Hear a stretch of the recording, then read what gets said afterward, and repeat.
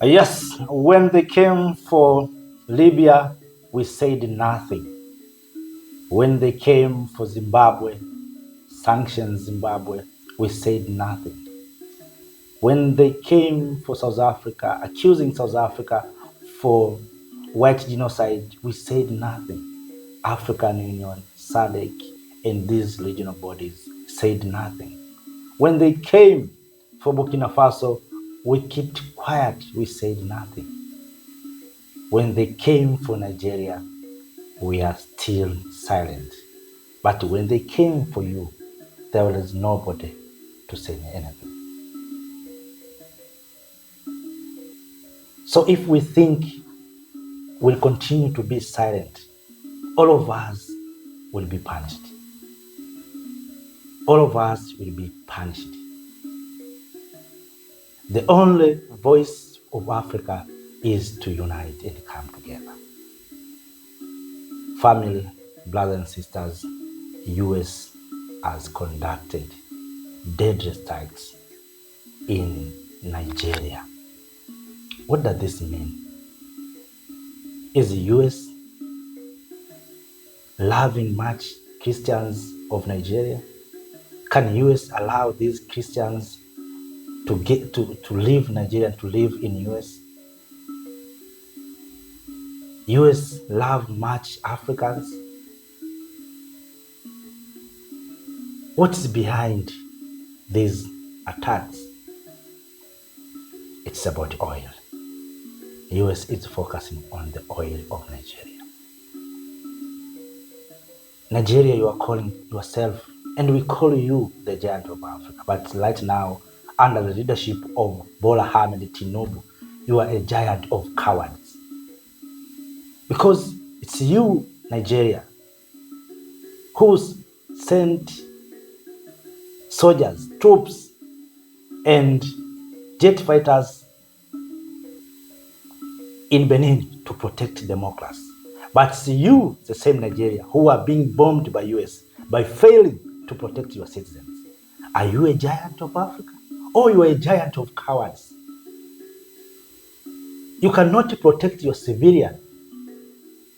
And it's America who is saying protecting your civilian, your Christian people, by bombing your people or bombing inside your country. But it's you, Nigeria, also, you send troops and jet fighters in Benin to protect democracy. After Benin soldiers, young revolutionary people, said we are tired of these chains of colonialism. Talon was used by France. But you, Tinubu, you have been used by France to stop the revolutions in Benin. And now, look what happened to you. There's nobody to say anything. My message to all of us, the people of Africa, young people, let us come together. If we think this will end to Nigeria, let me tell you, the next target, whether it will be South Africa, because South Africa has tried to take control of land. And we know, all of us, that inside the land of South Africa, there are minerals. So, and the owner of those minerals are these people. That's why they have threatened South Africa. And they went too far and said, and of course, refused to invite South Africa to the G20 summit, next G20 summit in Miami, America.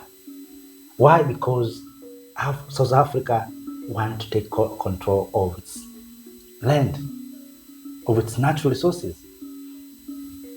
So they're still defining Africa as a slave or empire of slaves. And what belongs to us, the sea, belongs to them.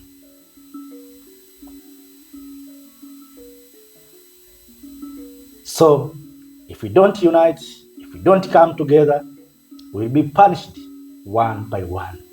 When they went to Libya, all of us witnessed. It's almost 12 years, if not 14 years. They went to Libya, they attacked Gaddafi, we say nothing. They didn't stop there. They went to to Zimbabwe, sanctioned Zimbabwe. They make sure that Mugabe is failing and removed him from power. They didn't stop there. They went to Democratic Republic of Congo. They trained these people. They didn't stop there.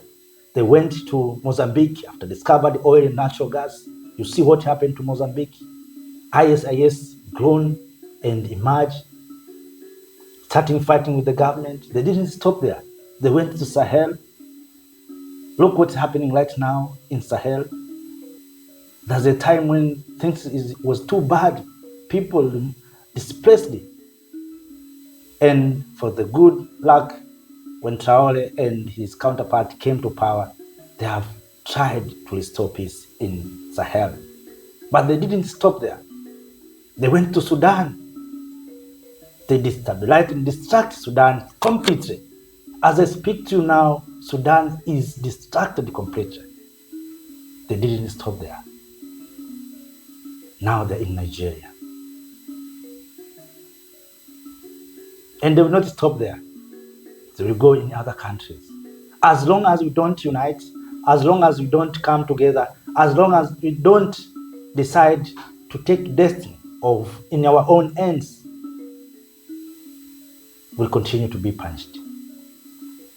They have installed these puppet leaders who are serving their interest.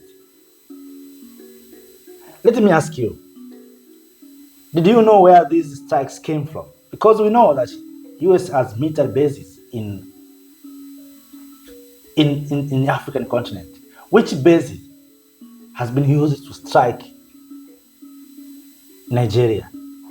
They have maybe using base in oceans or base inside the continent of Africa. They're already here. And if we think we are safe, brothers and sisters, politicians, African politicians are sellouts, and they're the ones who are creating these troubles. I don't know why they fear unity of this continent, and who trained them to fear unity. Because a good leader thinks about the future, but these are not leaders. They don't think about the future. They think today only, and that's why they're being controlled by external powers. Because if we think about 100 years to come, we have to come together. We have to unite. We have to say enough is enough. You know, recently I've been saying we have these young European leaders who are controlling headers. Just imagine a leader like Bola Ahmed Tinubu. It's old. We expect he has wisdom. But you find a young man in Europe, young leader in Europe, like President France, Macron, telling an old man, full of wisdom, Bola Ahmed to go and protect democracy in Benin.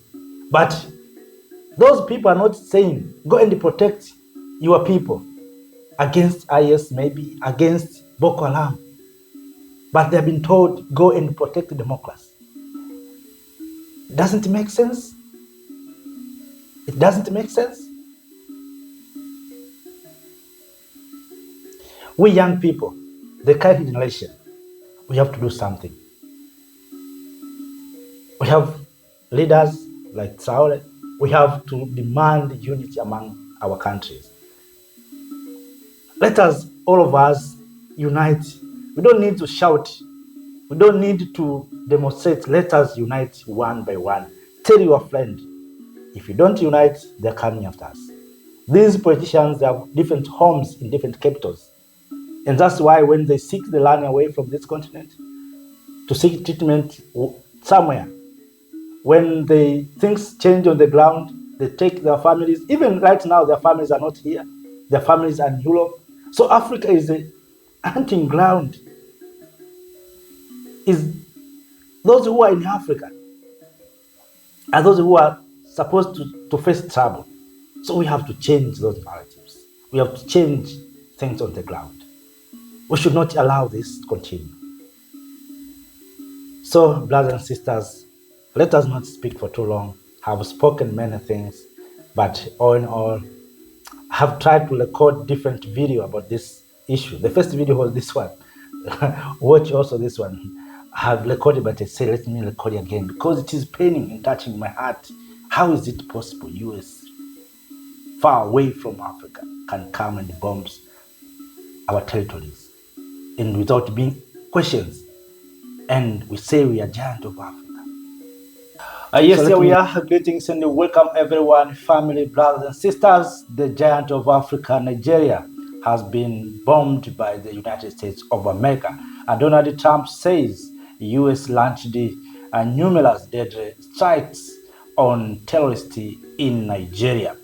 Family, brothers and sisters, I think this is a violation of sovereignty.